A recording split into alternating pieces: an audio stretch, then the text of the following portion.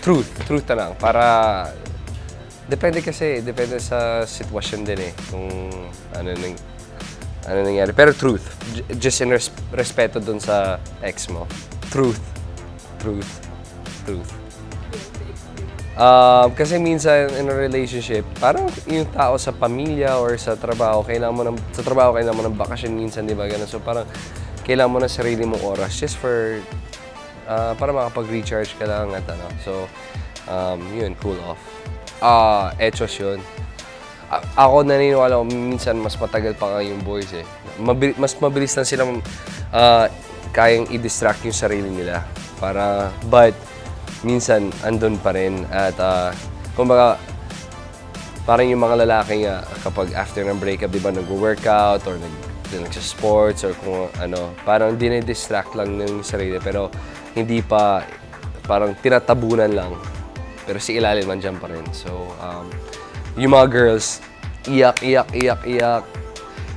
kain ng ice cream, iyak, or sa kaibigan, and then, biglang okay na. I mean, you know, kasi nga nailabas na agad.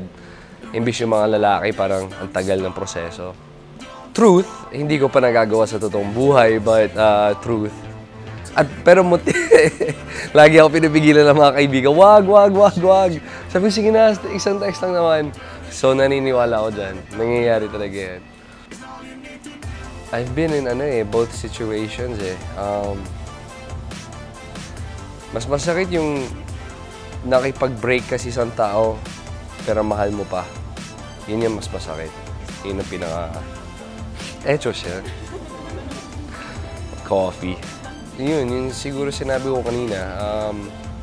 Naniniwala ko eh, kasi minsan yung tao nga, kailangan nila ng alone time. So maybe yun na, you don't deserve me.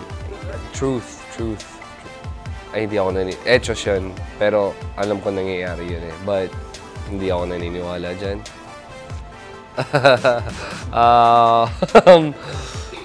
Ano ba? Truth. Truth. Hindi ko siya nagawa sa akin, pero hindi ko siya,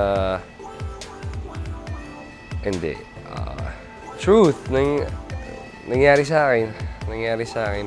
So, ako yung living example na kaya naman.